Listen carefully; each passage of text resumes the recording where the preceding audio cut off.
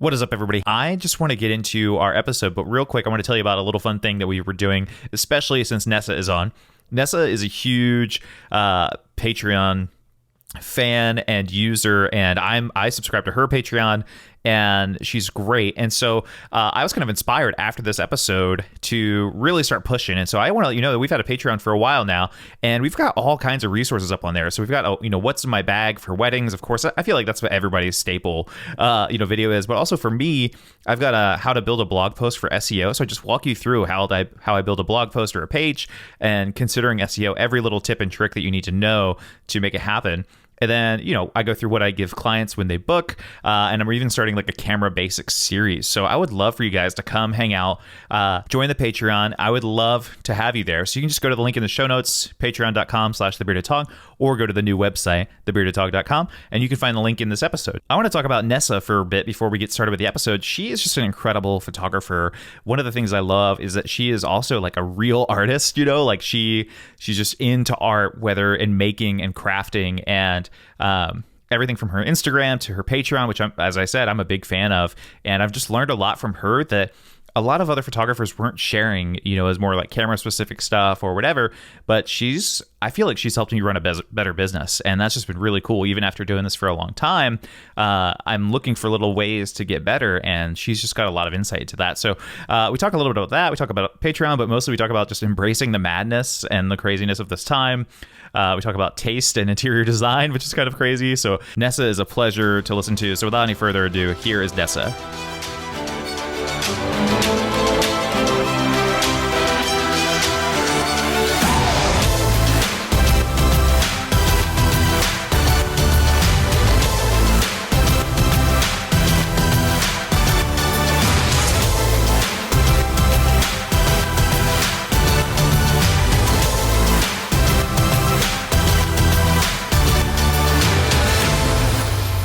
Nessa, we were just chatting in pre-show that none of you will ever hear, but I'm just so thankful for you coming on, and I'm a Patreon of yours, and I'm a patron of your Patreon, and I'm just really excited that you're here. So I really appreciate you coming on. No, thank you so much for having me. I think that they intentionally made that word weird so that you wouldn't know what you were. Yeah, patron. Yeah. Do you remember 2008 Twitter, and people were like, tweets? Did I what do we do with these things? And did I Twitter just now when I updated? Yeah, that's just me now. That's just me now. I'm like mid 30s, and I'm having a hard time with the Instagram. I'm fine. It's fine. The Instagram, yeah. Well, it's like it's one of those things where you're just like, all right, mom. So yeah, of course we could talk, but we could also FaceTime. And they're like, I have FaceTime. And you're like, yes. Oh my God, I have screenshots where I've tried to FaceTime my dad of his ear, and I'm like, Dad, put the phone down. That's amazing. There are 4 that exist on my phone. He'll be on it, and he'll be like, I can't. Oh, that's so cute. You should eventually you'll have just it's kind of mean, but it's kind of cute, right? You want to have a mini book of Dad's relationship with technology. So you could make an album of all these screenshots or something like that. I could put it on Instagram. He would never see it. Yeah. It could just be just for the millennials for sure. Yeah. Has anybody, so this is terrible, and I've been sitting on this dad joke for 2 weeks now as we rescheduled. Has anybody, this is so terrible. Everybody's going to stop listening, but has anybody ever called you the Loch Nessa Monster? No. Oh my gosh. But I used to have a shirt that said Nessie, our underwater ally, and I always thought it was a pretty good comparison of just because Nessa, and I don't know. I guess a lot of people people just don't talk about the Loch Ness Monster anymore. We need to make shirts just to get awareness out about mythical creatures that exist in other countries, because people aren't talking about it enough. There's apparently some virus in the news right now. I don't know. Yeah, we don't have to talk about that. I had a guest on a few days ago, and she said, thanks for just not talking about anything awful right now. And I was like, I got you, fam. For 1 hour, we could just not talk about it. But we could talk about the Loch Nessa Monster. But I feel like that's a branding opportunity for you to just get in there in this gap. And then, of course, with your illustrations and cartoons, that could be, I really screwed up by not designing my website around that. My clients would be connecting so much more if I was no, but it's a mythical dinosaur. Yeah, just April Fools, maybe. All your emails are signed. The Loch Nessa Monster or something like that. Or Halloween Assuming ideas. I'm still in business in 2 weeks. Oh yeah, I didn't realize how soon it is coming up. I was thinking like 2021. Oh my gosh. Doom and gloom. Nessa, how trying to be serious grown up mid-30s people for a hot second, and failing. How long have you been a photographer, and have you always been in like the DC Baltimore area? Yeah, so I started shooting weddings full time in 2009. But I started my wedding business in Austin. So I lived in Austin until like late 2011. So for like almost 3 years, I was shooting full time in Austin before coming here. Okay. The first wedding I ever shot solo was in like 2000 and what was it? 2006. I was in school. I had an internship at a like a portrait studio, and my boss was a functional alcoholic, which like he's also like, I don't know, like a nice guy, but it was like at the end of that place being open, and somebody inquired for a wedding, and I was like, I'm happy to assist for like nothing, I'm happy to do it. And then I show up and he's not there, so I shot the wedding by myself, and it was the first time ever shooting anything solo. And I was in college, and I was just like an internship, so I got paid $6.50 an hour to shoot my first wedding. Wow. What in the world? Did you ever see this person again, and he was just like, hey, sorry I didn't make it? Yeah. No, it was like, it wasn't even like a conversation. He was like, did it go okay? And I'm like, yeah, I guess. Like I like I didn't know a lot, but it was really interesting to just sort of be thrown in the element, because it was just like, okay, I'm outside, it's dark, they want pictures, I guess I'm gonna bounce off trees. And then it worked, and that's like something that I still do, but like yeah, I didn't exactly. want to do like the fong dong thing, because I second shot what anyway. Yeah, it was interesting. Yeah. That is insane. Yeah, so technically shooting weddings for the past 14 years, but only full time for the past like 11. Yeah. Oh my goodness. Yeah. You didn't even plan. Oh, like that. I just can't imagine the fear. I mean, I still get emails and DMs. I'm sure you do as well. Like, hey, I'm shooting my first wedding. What do I do? And you're like, okay, well, why are you shooting this first wedding? But not having the active choice, like not even knowing, like walking in, and then you're just like, oh, I'm here. Yeah. It was intimidating, and I also didn't like I wasn't that nervous, just because like I had no other choice. So I was like, I guess I'll just do the best I can. I don't know. Yeah, I mean, that's a good trait of wedding photographers. I feel like part of our job is like the unsexy part of it is just problem solving, and like everything can go great when everything's great, but it's like, I remember it was very bizarre. A year or two ago, I was at my favorite venue. I've shot there a bunch, and everything is perfect, and you just know it really well. And there was a windstorm, and they were not letting us outside, which was fine. I was happy to oblige. Like, obviously, safety first, and I do not want like a veil or whatever. But it was like, oh, okay, well, I was thinking like, oh, spring wedding, yeah, we'll shoot this outside, whatever. It's not raining, so of course we can go outside. And then this wind just kind of it had other plans, and you're just like, well, how do I go about this? And yeah, I don't know. I think yeah, it's really interesting whenever we're put in high pressure situations where we have to make the best out of things. I think some people can do really well in that situation. Sure. Sam Hurd is my boyfriend, who is also a wedding photographer. Yeah, he lives here. You have to be quiet. I'll know we're talking about him. Yeah. But he does a workshop called Panic Shoot. That's like a talk that he gives and stuff, and it's just about like not knowing what to do in the moment, having like a new situation and like making the best out of it. Like he's like, this is a skill that you need, and it's something that you can learn, which I think is pretty cool. But, yeah, I think that's super cool. Yeah, I think some people do really well, and some people are like, I don't know, stand in front of the fire hydrant. I don't know. I think some people do it really well, but yeah, as long as you're like open to it and willing to like embrace the madness, then you can be a pretty solid wedding photographer. That's a good career to have if you want a little bit of like madness embracing. Podcast title right there, Embracing the Madness. Yes. Also the name of our new album. If you guys haven't listened, you can subscribe. No, just kidding. That's hilarious. I mean, that makes sense though, and I think too, at least I found you've done like a few portfolio reviews for people, right? For patrons or just friends. And oftentimes usually ask them like, well, why did you take this photo? Or, hey, here's what I would have liked to have done, or what would have liked for you to have done differently. And they go, oh, I guess I could have done that, but there was this thing there. And you kind of have to like teach people or develop for yourself like this, what is the threshold for, oh, I'm actually going to move that bar cart that is there that was preventing me from taking this photo, or, oh my gosh, there's a windstorm outside, I will not go outside and die. Yeah. And I agree. I also think it's interesting when I'm doing portfolio reviews and they have like an excuse for why a thing isn't a thing, and I'm just like, okay, but it's still not a good photo. Like, it's still like not okay to have that. Like, I know it sucks that you didn't move that thing. Maybe you should have moved that thing. I understand that you did not, but don't put it in your portfolio. Yeah, exactly. So, and there's like those photos that you see that are amazing and still have the thing in the photo, and you're like, oh, well, this is a good photo, and like, yeah, we're taking it from a 9 to a 10, and you're like, rather than us trying to like save a photo, and we're bringing this up from a 6 to an 8. Well, 6 and 8s shouldn't be in your portfolio anyway, kids.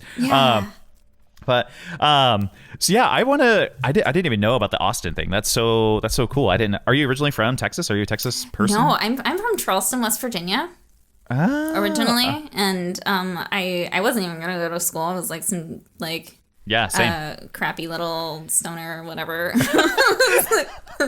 didn't care about anything. And then I had an art teacher that was like really, really nice, and like I was really into illustration, and she was really encouraging. Like, she made art 2 and art 3 classes where I was like the only student, so that I could just like have more like art time. Yeah. And she was so nice, and she's like, so you're going to college, right? I was like, she's like, you're going to college. And I was like, I don't know what I would do. And she's like, well, she was like, just pick a college. And so I like picked one off of like the list of colleges in West Virginia. And then I was like, okay. And I was like, what should I go to school for? She's like, pick a major. And I was like, photography? I don't know. So that's the story of how I became a photographer. That is amazing. I love that. People could be, it's so romantic, and you're like, no, it's actually not romantic at all. Like, I just, it's not. But being from like Charleston, West Virginia, and like I had a really nice art teacher, but like no art influence. Like, when I graduated from high school, I knew who Jackson Pollock was. And I knew who Leonardo da Vinci was. And then, like, all the turtles. Like, I knew all the turtles. But I didn't have, like, I didn't know any photographers. And so, like, going to art school was so, I think, imperative for me. So I went to school in Shepherdstown, which is, like, 2 hours away from here, which is why I eventually moved back to this area. Yeah. But, yeah, I'm from Charleston originally, and I moved to Austin totally at random. Because I didn't know what I wanted to do when I was going to graduate, and so I did that. and Texas, no, that's cool. It's funny how, like, especially if you grow up in a small town, you definitely do not have like a refined, and some of that, it could be even like privilege related or other things, but like, you don't have a refined palette in art, food, culture, fashion, it's everything. Yeah. But it is funny how, like, you think of now, like, one of the benefits of big city is that, like, I just thought of this when you were talking about it. It was like, oh, well, like, people love murals, and not even if they're not like something cool, people are just like, oh, I don't see paintings randomly in my town all the time. Whereas like in a city, it's like with murals and architecture and everything, like everything is art in a city to some degree, and that can be cool, and that's like a benefit of like being closer. Whereas like in good old Charleston or Southern Delaware, for me, like it's not happening, unless it's like Jimmy Buffett or palm trees. It's just not happening.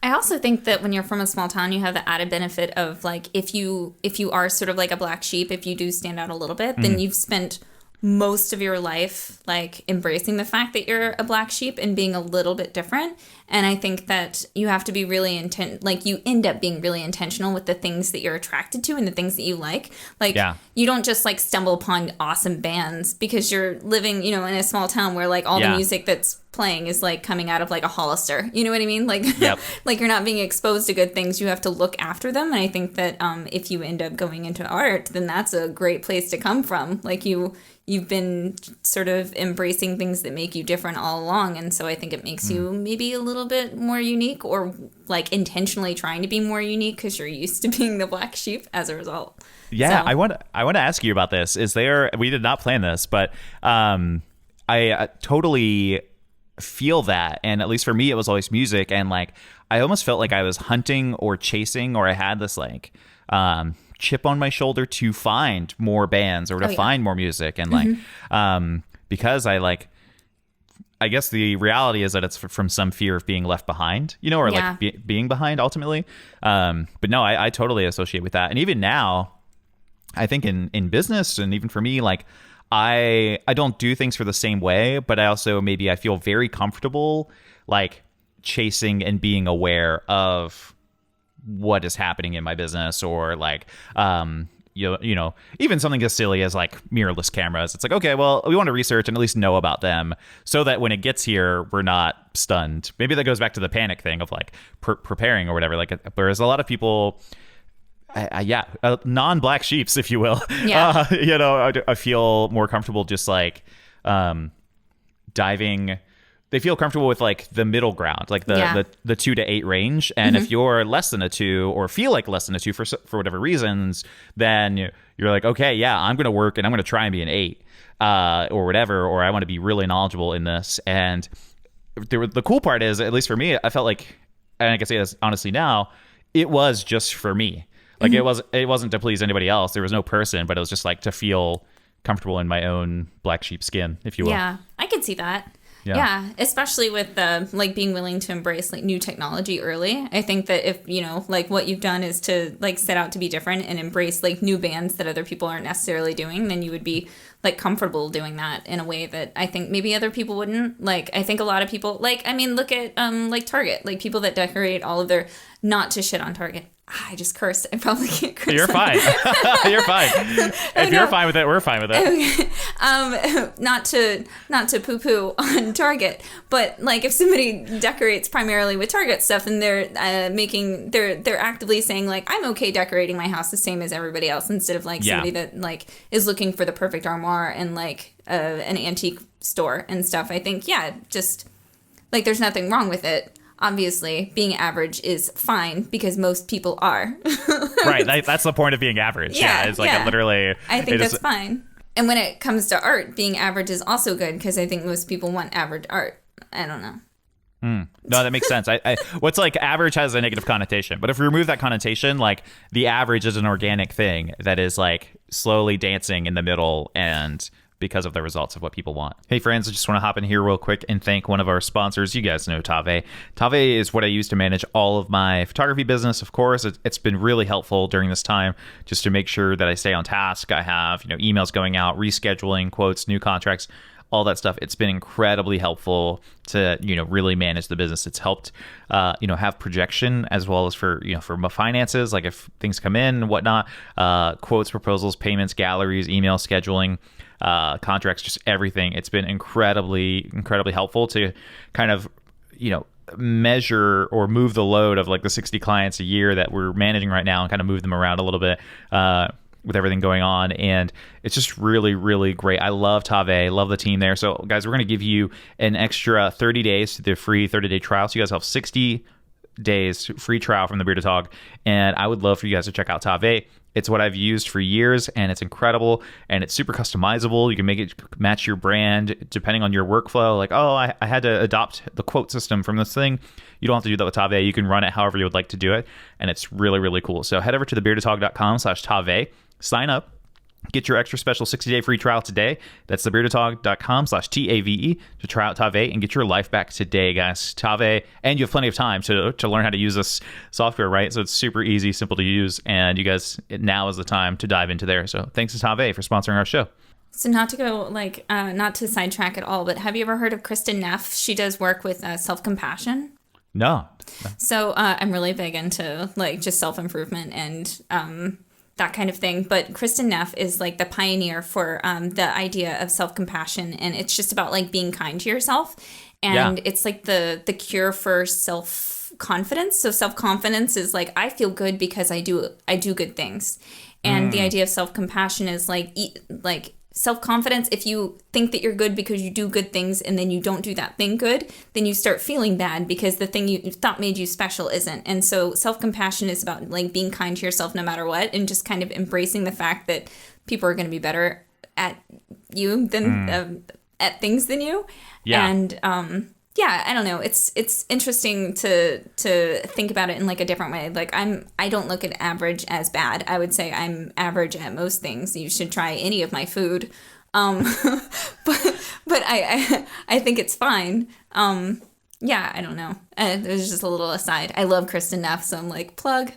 No, I like that because we kind of got into the conversation about whatever average is, but like hopefully you and I feel like we're approaching it with a self-aware place of that our value, intrinsic value, doesn't come from what we do, and or like yes. we don't have that thing on us, and so but a lot of people though hear that and they're like, no, like I am good at sports or I'm good at XYZ, and we're like, what if you were just awesome because you were you? Yeah. But that's a whole other, man, we could just go on an encouragement rampage with everybody. We talked about this before. We talked about how like I love to like give people compliments, or like one of our things with a lot of our mentees, I mentor like just a handful of photographers, and I joke with them that I didn't plan this, but a lot of them, including myself, when we have conversations about like, you know, we kind of explore the idea of like, why do you exist? And, you know, at first level, they're usually like, well, yeah, I love documenting couples in love and have passport will travel. And I'm like, no, but for real, like, why are you on the planet? And like, what do you want to do? And what makes you upset? And like, what do you want to reshape in your own whatever?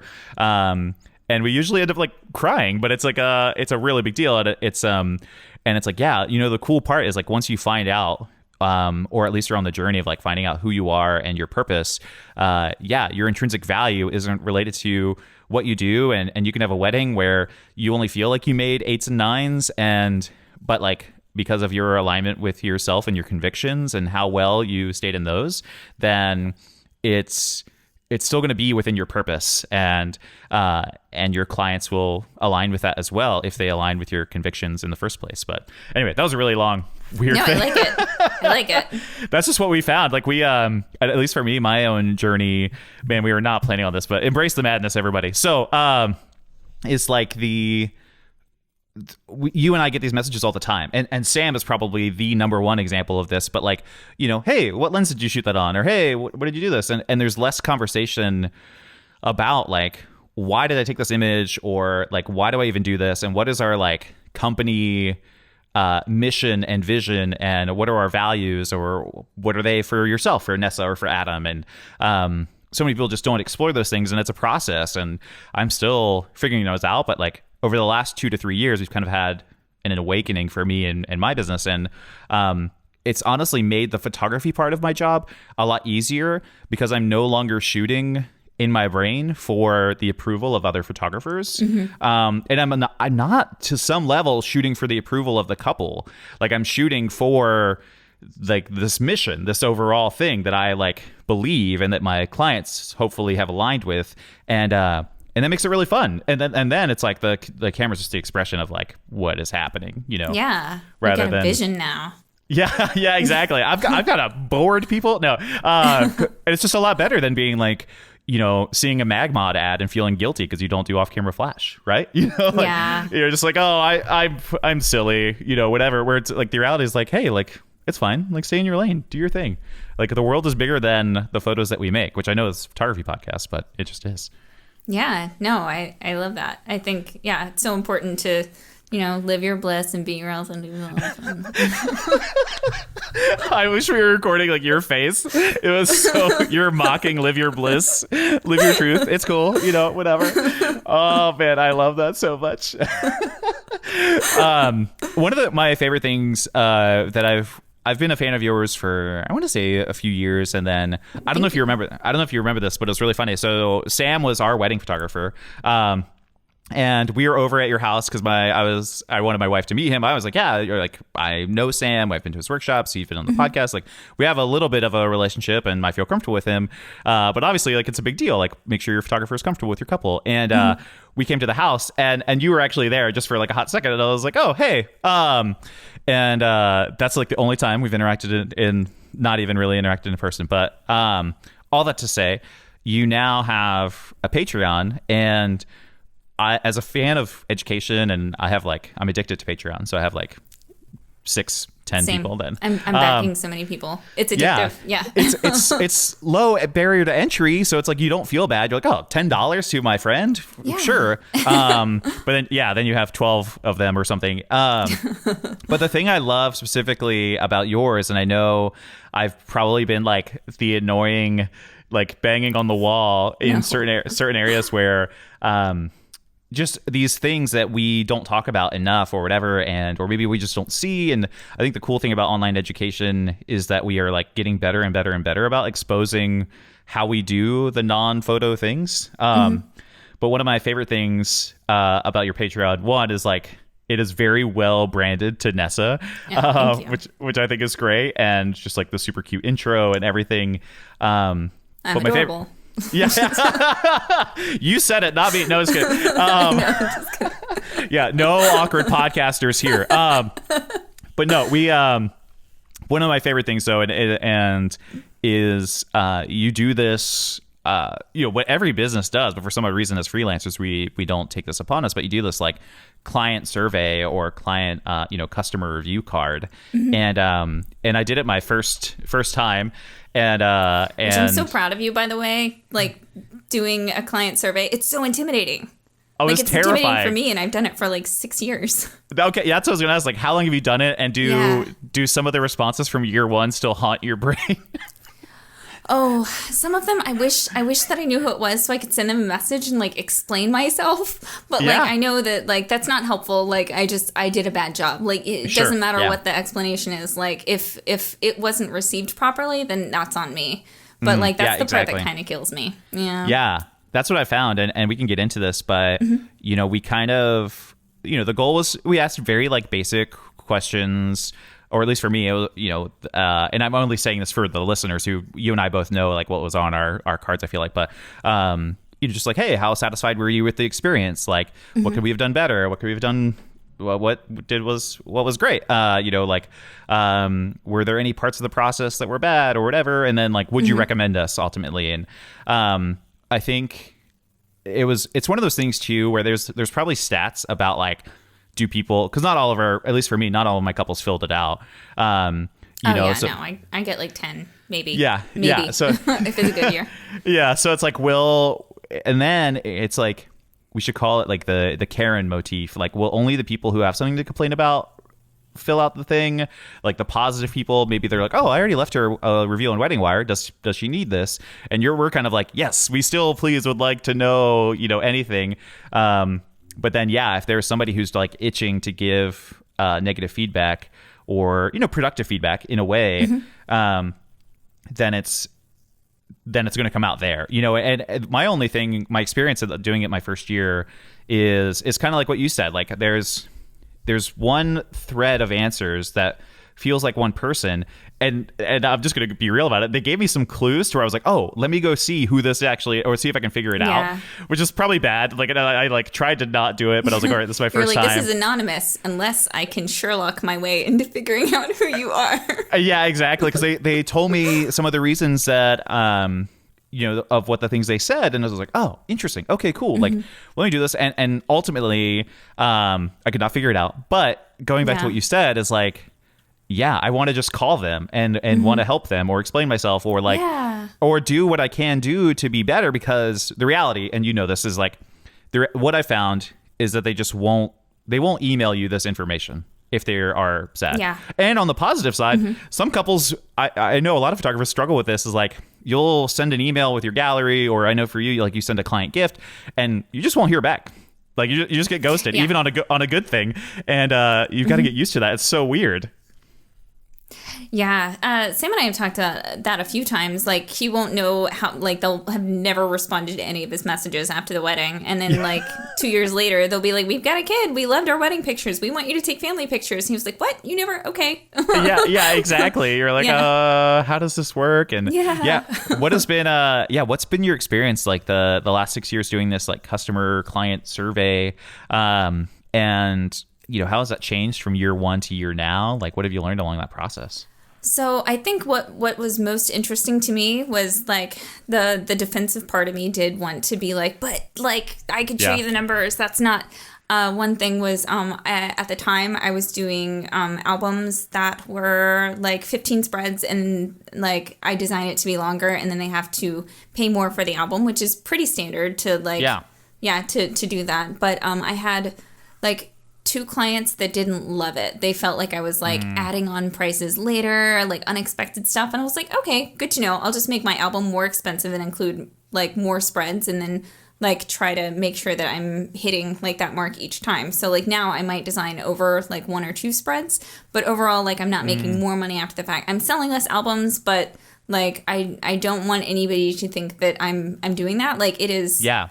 I would rather make less money than have somebody have a bad taste in their mouth. Yeah, and, 100%. Yeah, and that was something. And then also just realizing people's perceptions change. Like it takes me the same amount of time to respond to emails before and after the wedding. But since my question is like, how happy were you with my... like with the amount of time it took me to respond before the wedding and after the wedding, even though it's the same amount of time, I was consistently getting 4s after the wedding. So people are just more anxious to hear back from you after the wedding. Yeah. And then there's also like you are the last vendor to give them the thing. Like Yeah. on the wedding day, everybody else's job is done except for like you and the videographer. Like everybody else, you know, like gets thanked in the welcome toasts and stuff because they've already done their job. Like, oh, we've had everything but the cake, but we see it over there. And like, thank you everybody for your work. Like, and then you're like the last step. And so I think, you know, like that's where all their wedding anxiety that they have left over is just funneled. Yeah. Waiting to hear from you. So right. All their focus, not to interrupt, but it makes sense. Like all their focus was on 10 things or 100 things. Yes. And now it, for better or for worse, pun intended, you know, it's just going to be on one thing, which is you. Yeah. You know? Yeah. It's all on your shoulders. That's all they have left. Like, yeah, you're responsible for their well-being now. yeah.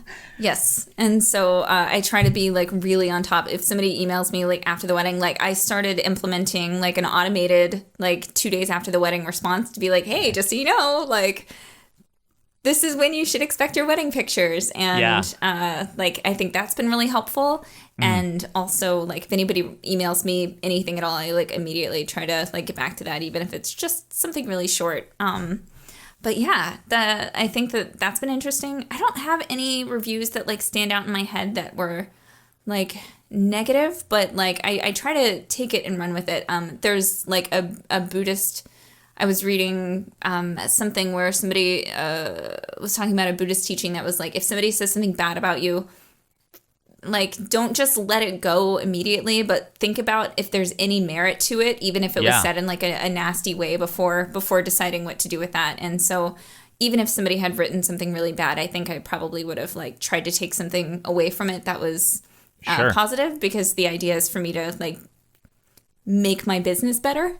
I had somebody, like I've had a few people say that like I wasn't great at really directing like family pictures, which part of that is like kind of at times I can't get anybody to listen. So like, I bet there's been some weddings where I've done a bad job.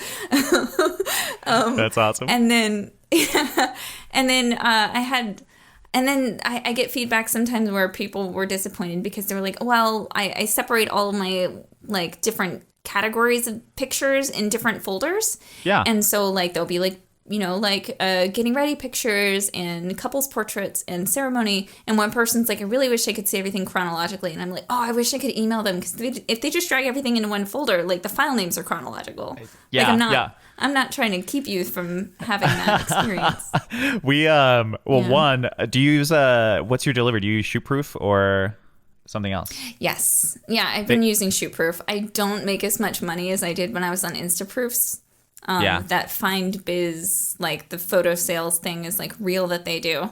But it's a better user experience. So she's so sad about this. But I know Shootproof, you might already know this, so definitely stop me. And maybe this change was made like 6 years ago, but there, at least in mine, it was on by default, and I kind of like it. But there is like, even though I make my little albums in Shootproof, there is a final one that's an all photos one.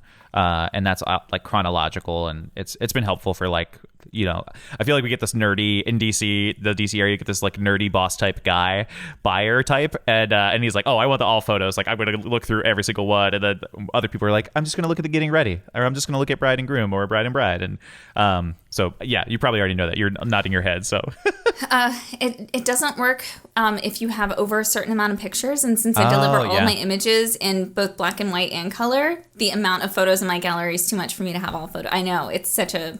I'm gonna email shoot proof right now for you because they could have changed it at some point, but like that's why it's like by default turned off automatically. I think on all mine. Yeah. I just need to stop doing that, but I get good reviews on my client surveys. I ask every year, and they're like, "Yeah, it was really great." And I'm like, That's so cool. Yeah, I mean, it is a question that probably a handful of couples ask me per year. Is like, how do you choose what's going to be black and white and what's going to be color?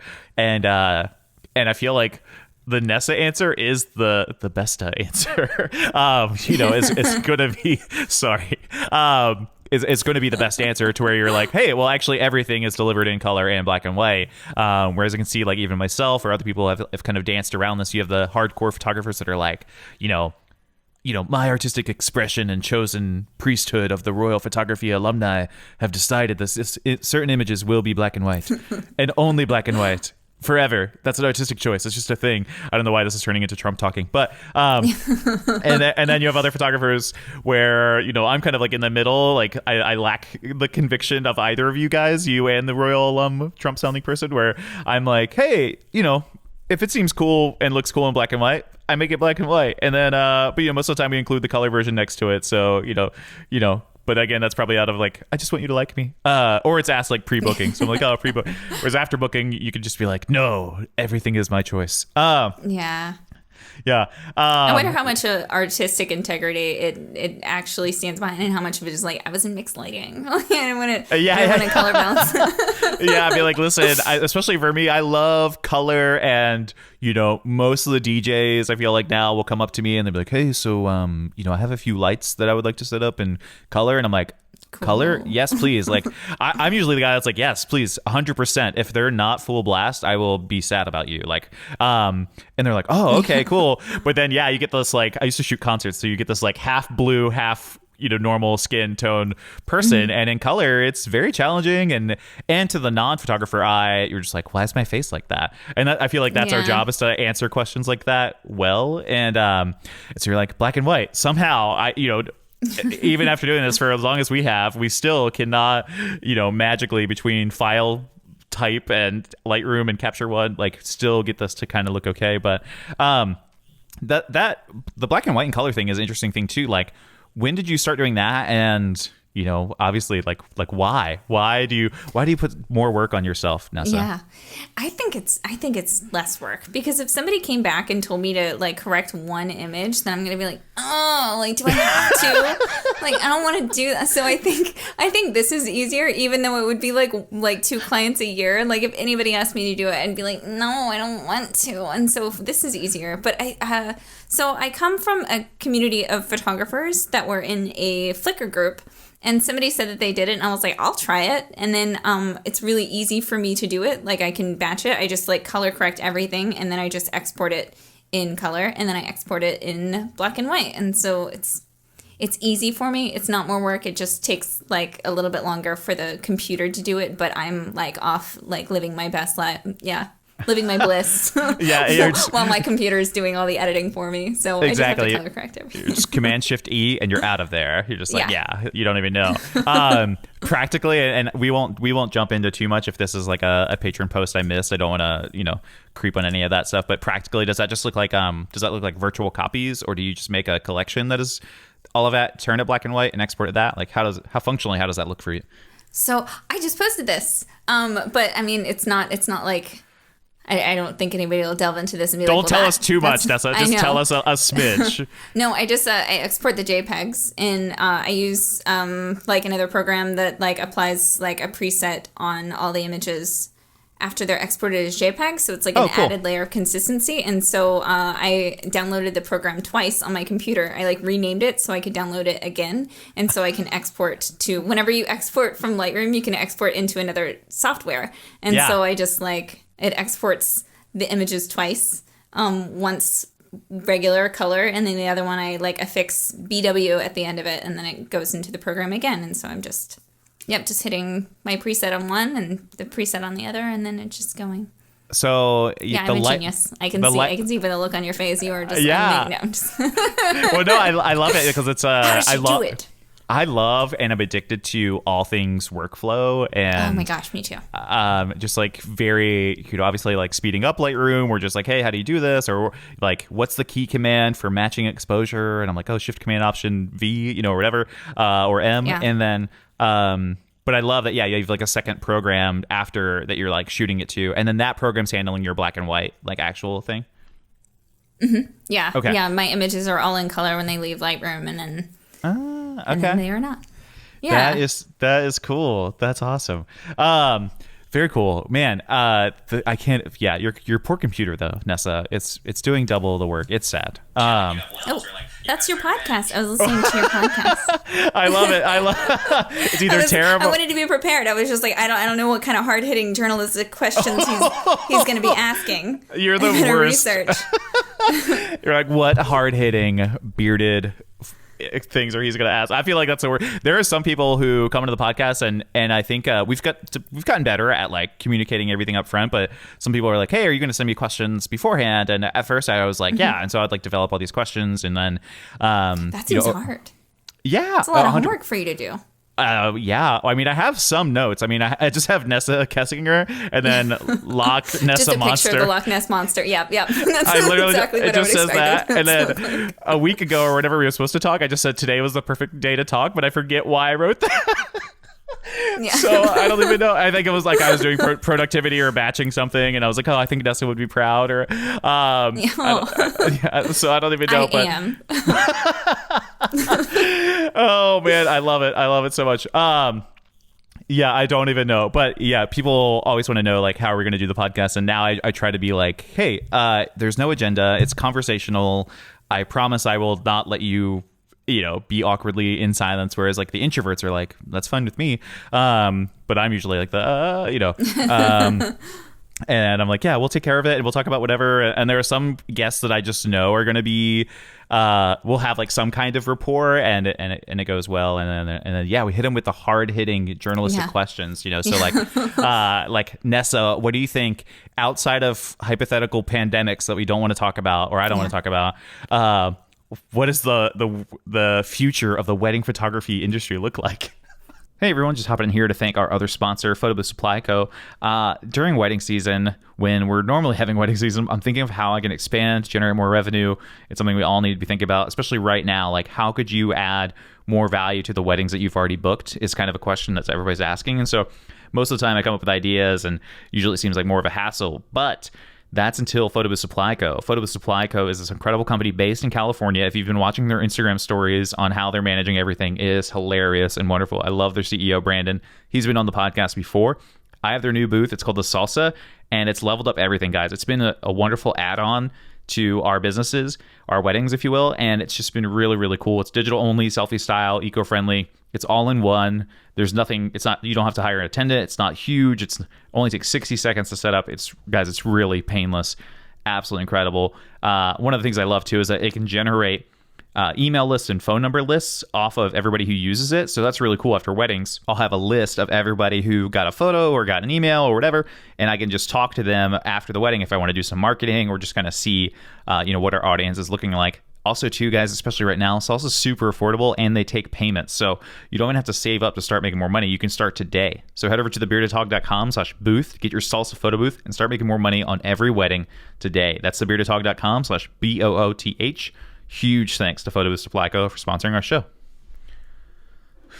Yeah, I think nobody's gonna get married. I think we're all gonna go out of it. No, I don't know. I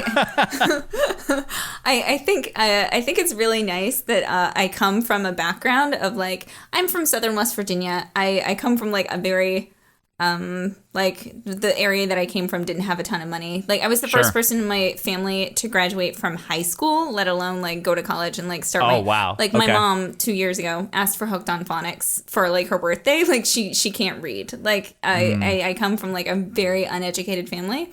Yeah. And my thing about business and doing art is like I'm doing the things that I like. Worst case scenario is that I have to get like a real job. Like that's the worst thing that can happen. So I kind of get to do whatever the hell I want. And then just like, I'm very thankful that it's working out.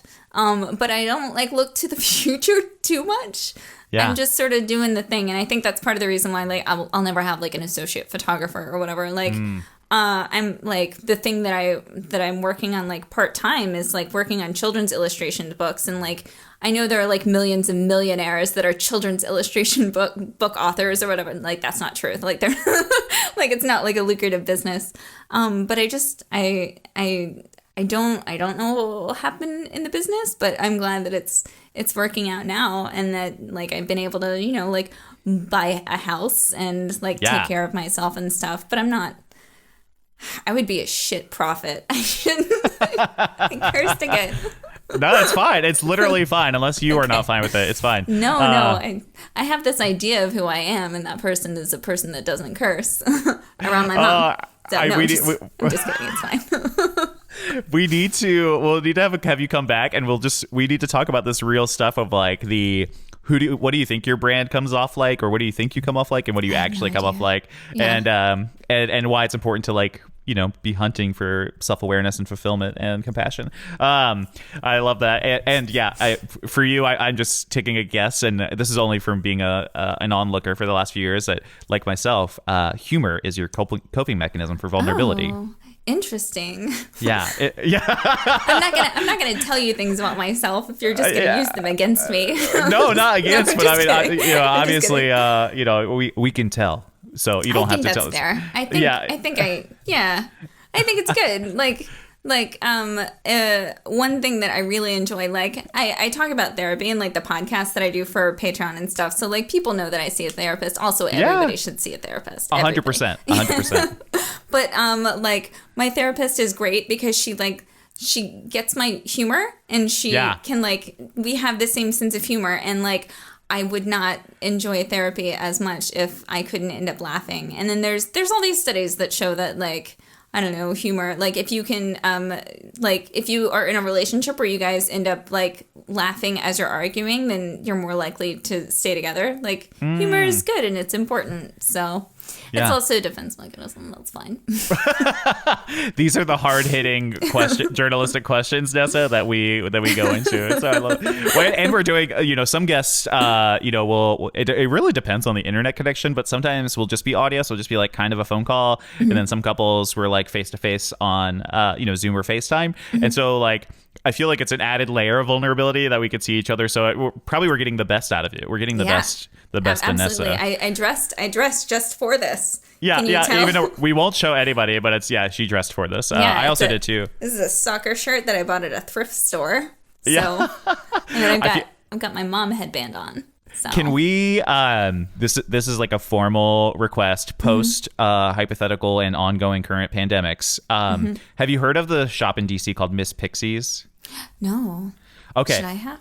Can you? We'll make a date and have like we can just get some cool people come down, and you need to come to Miss Pixies. One, you can actually like help a person with no style and direction and is still fearful of what he'll put in his home and will it represent him. And then we could film it for your Patreon, and we could talk about like finding your aesthetic or your style or something like that. It's a really cool place. It's a like antique shop, or it's like antique and consignment. Ooh. But I think whoever Miss Pixie is, or like the main person, she goes out and finds pieces of furniture, art, whatever that she thinks would be a good fit for it. It's on 14th Street. So like if you know DC, like 14th is like the hip street. Like it's really cool. It's fascinating. Cool. And like we have a few furniture pieces from there that like funny enough, like they don't match or don't go with anything else yet, but it's like, okay, yeah, this is the cornerstone of our vision for this room or whatever, and it's cool. I think that's like important, is getting like a couple statement pieces to sort of like build things around. When it comes to like home design and stuff, I think that the thing is like nothing has to like match or go together. You just have to like it, and when you have taste, everything sort of like comes together in the end anyway. I think the things that stand out in houses are probably also problematic to you. It's like things that you picked because you're like, well, we need a lamp. And so you bought a lamp and not like the lamp that you wanted to buy. Yeah. And I think that like once you remove those things, there was I wish I knew his name, but there's an artist who everything in his house, he wanted it to be not just functional, but also like stylish. Like he wanted it to be something that was nice to look at. So like Sam and I have lived together for like 7 years now. And whenever we replace things, like I'm like, well, let's get the pretty version of it. So like we lost our, I don't know how, but we lost our tongs to like for the barbecue. Yeah. And so I was just like, okay, but buy gold ones. So they're like, I mean, they're like copper plated, whatever. Sure. But I was just like, let's get pretty ones. And so like we're slowly trying to get rid of all the things. And I didn't realize like that there are like pretty alternatives for like everything. And Sam doesn't always agree with me. Like he's like, no, just buy the toilet brush. Like you don't have to buy like yeah. Like I can totally see that 100% knowing Sam and knowing you. And yeah, it's one of those things where I don't know if Sam feels this way. Not to, I'm trying really hard to not to make this feel like Nessa, tell us about Sam by any means. But like, I wonder, I don't know if he ever gets in this place, but for me, I'm usually 100% function. But as I've matured and grown, there's like an appreciation for, having more than just like a black and gray room. And like and like all of our kitchen stuff, originally the first copy, like you said, is like for us is like from the wire cutter. So you're like, oh yeah, it's black and gray, not even like cool black and gray. It's like, oh yeah, it's metal because it's in the kitchen. But you're like, yeah, like Marie Kondo, does it bring you joy, kind of this thing. And it's like, and for the same reason that you want like a, you're willing to, they always say like pay a lot for your office chair because you're going to sit a lot, or pay a lot for your shoes or your bed. But it's like also like, yeah. And you could also get one that is pretty, or like, that's one of the benefits I feel like of owning your own business is like our luxuries are not like fancy cars. It was like, oh no, I spent the extra $11 and got the gold tongs. Like, yes. and only if certain people understand, like I'm trying to think, that'd be really funny, like just go through these little things that you've bought and you're like, hey, it's not flashy by any means, but it brought me the same amount of joy that somebody buying, Yeezy shoes or whatever would do. And it's like 100%. Like, no, there's these like little things, this like minutia, the above functional motif, the theme.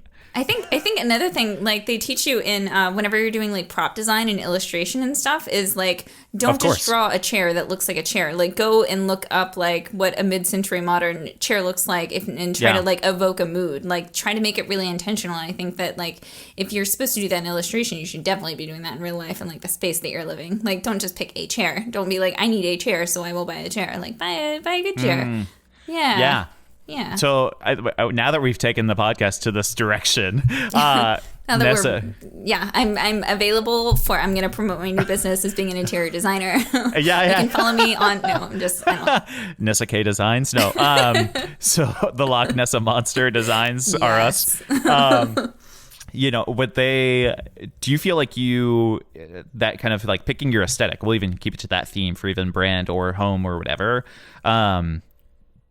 There seems, at least for me, there feels like a level of like, I don't know the right word. It's like anxiety or neuroticism. I don't know what to say. Where like, do you feel like you're thinking about it too much to where you're like, oh, like this, for example, we'll use room design as a self, but like, oh, this shelf, I thought I would like it. I don't like it, whatever. But that happens often. Like, how do you kind of like go about those challenges in general? And then like, for finding like somebody's aesthetic and style work-wise, do they almost have to be that level of neurotic to like make something that's truly them? Or, like Nessa's work looks like Nessa's for a reason. Yeah. I think it's like a very different, like I imagine from afar, it's probably, it seems like it's the same, but in my mind, it's different. Like if I have a bookshelf that's functional, then I'm going to like keep the bookshelf until like I come along one that I like really like. But I feel like it's a big expense to redo a house. So if I wanted to, I could spend a bunch of time and do it. Whereas I think like finding your style is very formulaic and free. So I think it's almost unfair to draw like comparisons between the two, because like I have stuff that works. Like the images in your portfolio are, I guess, working fine, and then maybe you'll include a new one if you just happen to take a banger. Or you can just do a full redesign of your house or your portfolio, by sitting down and just like printing out like I have like homework assignments on Patreon that like yeah, you do. So there's one where I'm like, okay, print out a bunch of 4x6s of like all the work that you're like pretty interested in, lay it on the floor, and then like only keep the ones that really resonate with you, and then start asking yourself questions like, why am I attracted to this? And it's more about like figuring out what direction you want to go in, but also I think you have all those like functional things in your house and in your portfolio that are there, but maybe they don't need to be, that you can do without. Since it's your portfolio, they aren't really serving a function other than like watering down your best images. So you can get rid of those. That's like having, like if you have like 50 tongs, but you have like 3 gold ones, like get rid of all the silver tongs. Right. I didn't even, that's something we talk about all the time, but I didn't have that language for. But like when you are going through somebody's portfolio or even our own, like 3 years ago, I'll give you an example. We talked about kind of the journey I've been on. Like, yeah, I had a wedding in my portfolio that was like pretty, and that's all it was. It was just pretty. Yeah. And my mentor was kind of helping me with this. And he's like, Adam, like, this is a safe image. Yeah. It's like, it's just safe. You're just telling people, yeah, I shoot pretty weddings too. Yeah. And what happens is like when you have this like wishy-washy portfolio, it takes away the strength of the images that you do want to have, and you're like, so you need to cut them. But everybody, and I know my own mentees are like, no, but please, like, but it's really pretty, and you're like, yes, it is really pretty. So decide, like, do you want to shoot weddings like this or like whatever? And I'm kind of more even lax. I'm like, hey, like if it does bring you joy and it's still fulfilling, you'll still get hired for it, but just don't put it online. Like I talked to Ben Heisch probably a year ago, and I said, hey, so everybody thinks that you shoot only epic elopement outside things, and he was like, oh yeah, I shoot in churches all the time, I just never show it. And I was like, duh, like what if we were just better about that, and I don't know where I'm going with this, but yeah, I love the language that you had with that, and just like the but I think also too, people sometimes like need permission and be like, hey, why do you have this photo of bridesmaids in here? And they're like, well, I just like bridesmaids. Well, yeah, we all do. Okay. You kind of have to like walk through, just like, hey, but what if we could tell you that you're allowed to take it out, Yeah. Well, I think what was really interesting, so for the past like 2 months, I've been doing like Patreon critiques just of people's like websites, which again, super proud of people that sign up for that, because like what's like scarier than having somebody, like pull up your website and be like, here's what I think's wrong. Like I haven't signed up for it for that reason. It's intimidating. I think it's really scary. But like one person,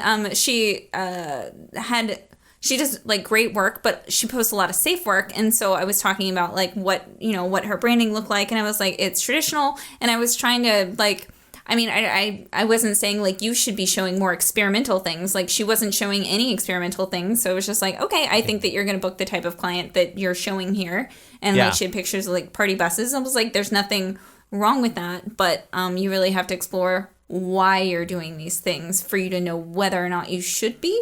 Because if you're just doing it because it's what you do and it's not what you want to do, then you have to show people more of like the things that make you happy. Like, why are you showing up for this job? Are you showing up because you love these party bus pictures? Or is there like a part of the day that you really want to emphasize and sort of like evaluate that? People don't ask themselves questions about why they're doing things enough.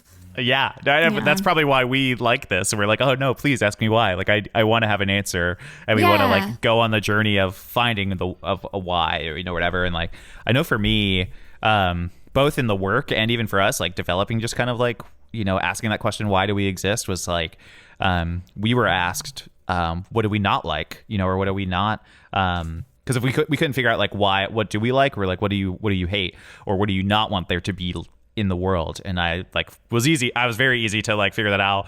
And then as like that helped shaped like what we wanted to do further.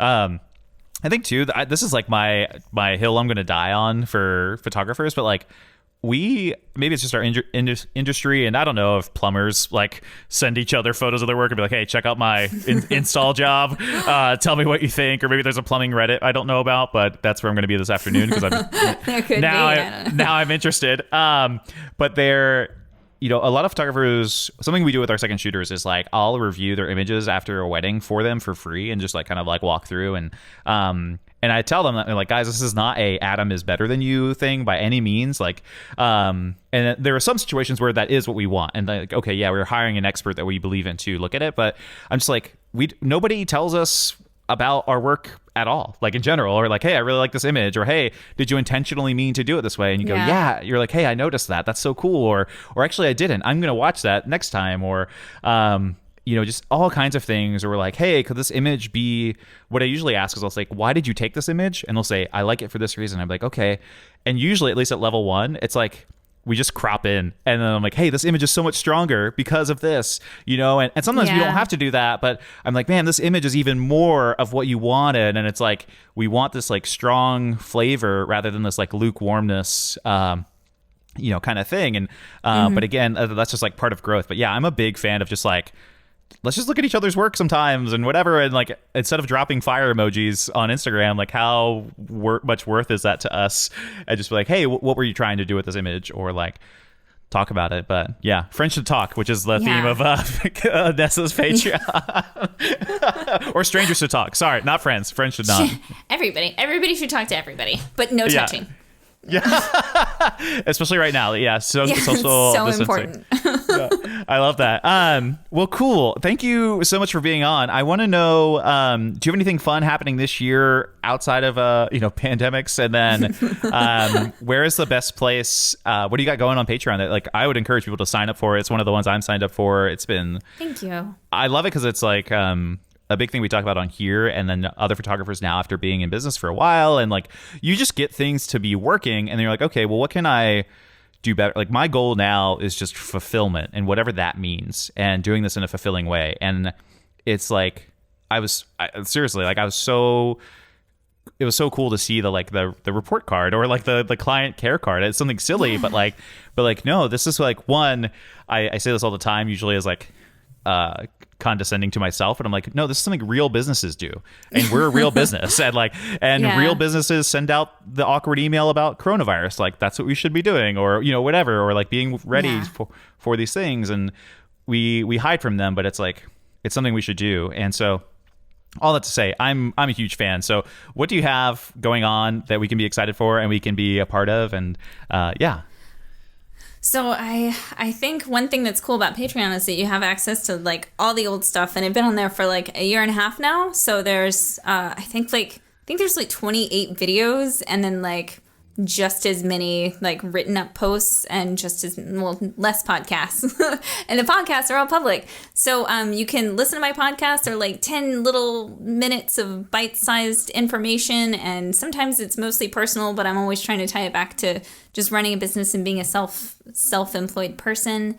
And I think right now, I know I feel like I talk about illustration all the time, but I'm working on a children's book. So I really like Patreon because I have fear of public speaking, which this is fine because you're like a person. Yeah. But like the first time that I spoke at like Way Up North, and they like, I don't know, brought up the lights for like questioning, and I was like staring at 500 people, I'm just like, oh, what did I do? So a little scary, but I really like Patreon because I have a background teaching in workshops, and I always thought like I would love to be a professor. Like I would love to be, and not just because I want to go like do the Indiana Jones thing, which would also be cool, but just because I love education, and I think because I have such an emphasis on asking why questions that my road to making things has been really intentional. So whenever I talk about things, I'm talking about a process that I came to because I was asking myself why all along. And also a lot of like, I've been doing this for 11 years, lots of trial and error. So I think there are things like I got somebody set up in Lightroom fairly recently just via like Patreon messaging. So I think it's nice because people ask questions that I get to make real videos about to answer them. And I don't know, I like helping, and I have so much like information that like, I mean, like I don't need to set up like more than one Lightroom catalog a year. So like I have this information that like, why not give it to other people? Yeah. So no, that's what I'm doing. Yeah. I love that. Awesome. Well, hey, thank you so much for being on. It was an absolute pleasure. And hopefully people were not freaked out by us embracing the madness. And we talked about a lot of things. Like we started out talking about, Patreon and productivity and stuff, and now we went everywhere. So yeah, interior design. I dropped some dirty words. So you're welcome. Man, was I right or was I right? You got to love Nessa. She's absolutely incredible. Go check out her Patreon. Check out her Instagram. Say hi. Tell her the Bearded Talk sent you. I have no doubt if you're listening to this, you'll love her work. You'll love her illustrations. She's a beast. I like to call her the Loch Nessa Monster. If you're still listening to this, sorry. Hi, Nessa. And yeah, seriously, check out our sponsors, Tave, Photo Supply Co. And come hang out on the Patreon. All right, guys, we've got a lot of good resources, a lot of fun stuff coming out there. And we would love to have you. Have a wonderful day, guys. Keep being awesome.